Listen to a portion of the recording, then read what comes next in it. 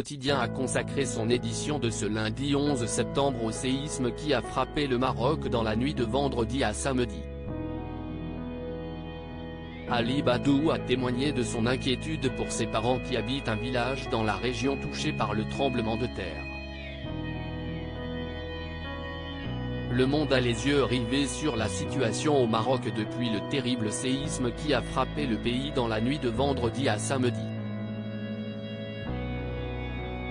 Ce tremblement de terre de magnitude 7 sur l'échelle de Richter a causé des dégâts considérables dans le pays. Le bilan humain est terrible et ne cesse de s'alourdir, il s'élevait à 2700 morts et à plus de 2500 blessés, ce lundi 11 septembre. Arrivé sur place, Jamel Debbouze a noté que la solidarité s'organisait sur place.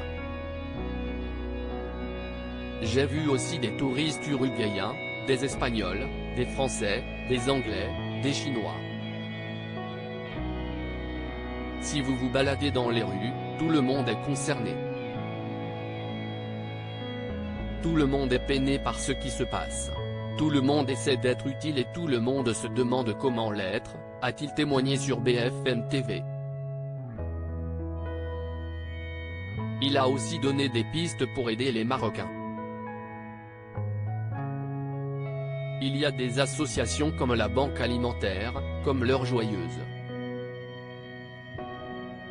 Il y a toutes sortes de choses qui se déploient ici avec la société civile en attendant que l'État donne des directives précises.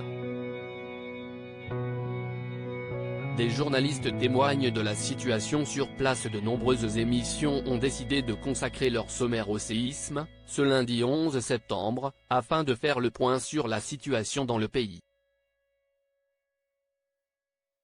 Quotidien avait ainsi choisi de recevoir Sophia Amara, grand reporter, spécialiste du Moyen-Orient, Ali Badou, à la tête de la matinale du week-end sur France Inter depuis la rentrée, et Aziza Nessiba, présentatrice et rédactrice en chef sur France 24, pour évoquer le sujet. Yann Barthès a invité chacun de ses invités à expliquer comment il avait appris la terrible nouvelle et si sa famille se portait bien. De voir la population marocaine dans cette souffrance et dans cet état de désastre, ça a été la goutte d'eau qui a fait déborder le vase et j'ai eu une réaction extrêmement violente, un effondrement total. Alors que je ne suis pas de nature très tendre de par le métier que je fais. Cela était le drame de trop, a témoigné avec force Sophia Amara. Ali Badou a craint le pire pour ses parents. De son côté, Ali Badou a indiqué qu'il avait d'abord été sidéré en apprenant la nouvelle. Ensuite l'inquiétude, parce que mes parents ont une maison dans cette région, parce qu'ils y ont une association où ils aident à la scolarisation des enfants en milieu rural. D'abord j'ai cru qu'il y était. J'ai eu peur, très peur, a-t-il témoigné.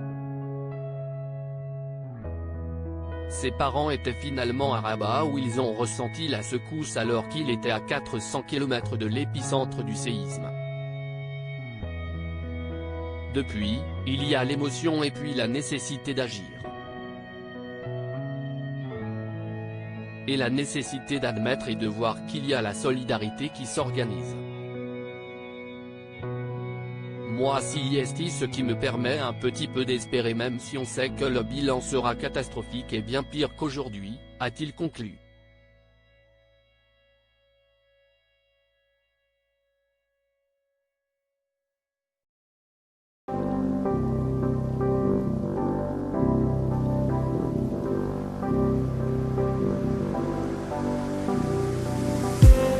I just need